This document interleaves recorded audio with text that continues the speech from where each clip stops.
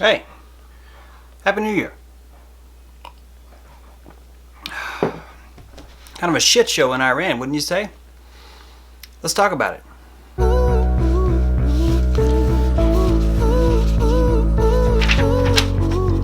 This is a roadmap into DC. And what happens is that every 8 years, 100 psychopaths return to DC. Of course, sometimes it's 4, sometimes it's 2, sometimes it's 8, but on average. Now, 4 of the weakest out of 100 get hung. They get hung publicly. It gives you the idea there's justice in the air. But what's the equation? You're left with 96 psychopaths still in DC. I wish I could say DC is the only place where we have psychopaths. But I'm surrounded with people cheering about Iran. I'm surrounded with people that think it's okay that we bomb a foreign soil to kill somebody we don't like because someone told us they were a bad guy. We don't even know who told us they were a bad guy. And a week ago, nobody knew who he was. But now suddenly it's okay. It's magically okay to kill people because they're a terrorist. And it's magically okay for us to do it because we are a patriot. We have made a fashion decision about murder. We're murdering people based on their fashion choices.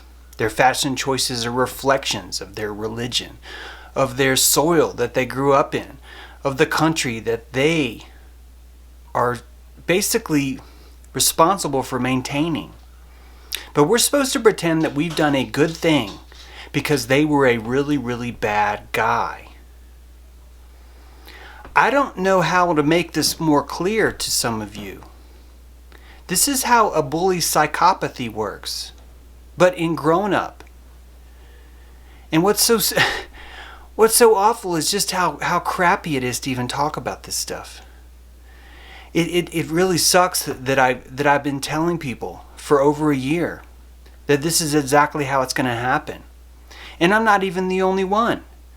General Wesley Clark defined the 5 countries that would be taken out. Iran would be last. It would be the last of them. This is exactly what's happened, step by step.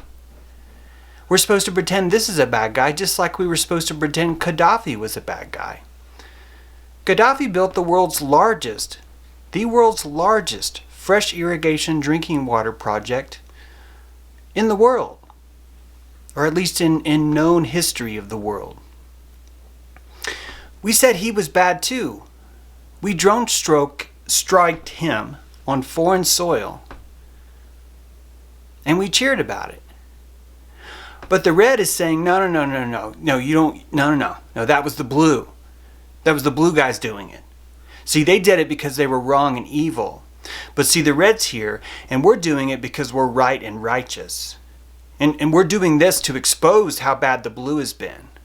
Yeah, to expose how bad we are internally, we're going to go externally and bomb another foreign soil and kill someone that no one knew his name a week ago. Except for the people that are mourning his life right now. Did you see the funeral? Holy cow. That's a lot of people mourning someone who's very dangerous and deadly and out to do nothing but kill people and be evil. This is insanity. And it's bad enough that DC's full of the psychopaths. It's bad enough that we have this whole equation. But we have voters that are pulling for the exact same thing right now. We have people that are invested in a movie show. They're invested in anonymous secret letters that are telling them, no, it's okay. We get to kill this guy. If we kill this guy, it makes you more free. And that's what happens when you take the Egg McMuffin. That's what happens when you're in the rape van. You've been taken hostage by a gunman who calls himself Sam. And Sam is going around the world knocking off banks while you're in the back seat of the car. But before he knocked down the last bank, he stopped at McDonald's and he bought you an Egg McMuffin. So now you think he's magically delicious. This is insanity.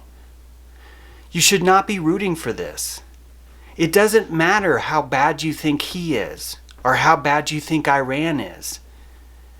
You are losing the concept of sovereignty by pretending it's okay to invade and drone strike a foreign soil as long as we have enough PR against the guy who we're giving it to.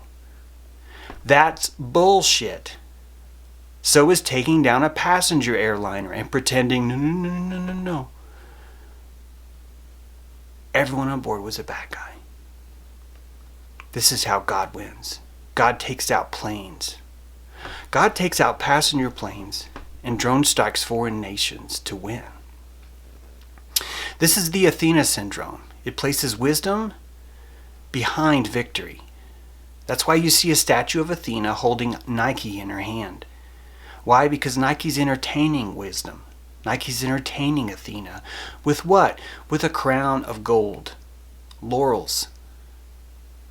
She's crowning her with virtue, which tames wisdom, doesn't it? Now wisdom is tainted by victory. And what is victory but dopamine? What is victory but a rush of serotonin? How does defeating another make you superior? How does that even work? There's two kinds of sports. There's competition sports and there's graceful sports. Sports that are built on grace. I've always hated competition sports. I get why we have them. But it starts to bring out and justify certain behaviors in people and makes it okay. It turns everything into a Roman Colosseum where it's like, well, yeah, sure, he just gutted the gladiator with his sword and blood and guts came out and some corn. But he was a bad gladiator, and this is a show. We have a ticket because we're inside of a Colosseum and it's Sunday. And it's for the betterment of the country. This gives us roads. How can you not be for roads, James? That's what we're seeing right now, except for the Colosseum has been expanded. Now the Middle East is our Colosseum. And all of us are pretending, no, shh, it's okay. That was the blue guys. The red guys are here now. And everything's going to be fine. This is Stockholm Syndrome. This is us changing our name from Patty Hearst to Tawanda and rolling up on a bank and emptying a clip into the window because we want to make sure Sam comes out okay. Why? Because Sam told us he was our uncle. He fed us an Egg McMuffin, and he makes all the pain go away. He empowers me with my own gun so I can help him. America is under the trances, hey, as long as we're the ones that are winning, then it shouldn't matter what we do to other people. In fact, we should dismiss anyone that's not in favor. We should reject them and go on back to drinking or return to our show. Hey, there's a superb owl coming up. It's perfect timing, isn't it? To hit another war right after Christmas, the lull of New Year's, leading up to a Super Bowl. Another nation, another bank falls. Every 1.29 years, America bombs or invades a nation since World War II. It doesn't matter who's president. And this magical thinking that we have that, well, somehow Trump is different. The reason why you think Trump is different is because they told you he's an underdog. But who told you he was an underdog? The media. The media told you, oh, none of us thought he would win. The media lies to you about everything. They told you they were incubator babies. They told you they were WMDs. They told you a speedboat with a machine gun off the Gulf of Tonkin was here to invade our entire country. They told you Japan thought that they could destroy an entire nation by invading Hawaii. They tell you that it's because of Archduke Ferdinand that 13 million people ended up dying in the long run.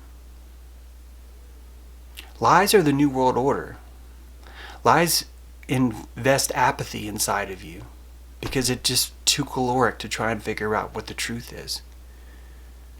After a while, you just want it to stop. America's going to beg for the New World Order. I've told people that before and I get a lot of flack for it. Oh, don't talk that way. Why are you being so negative? But it's true. People will beg for it. When you're in the back of the van and you get your gut microbes into eating Egg McMuffins every day, you start to crave them. You start to think it's your only diet. And as long as you have the regularity, as long as you have some kind of system of regularity, you feel better. This is why inmates are forced onto a schedule. It breeds content. It breeds this ox mentality where a wild horse has been broken. It puts you in this dissonant trance where you're always just waiting for the next event to occur. And as long as you've got your food, clothing, and shelter, you're fine.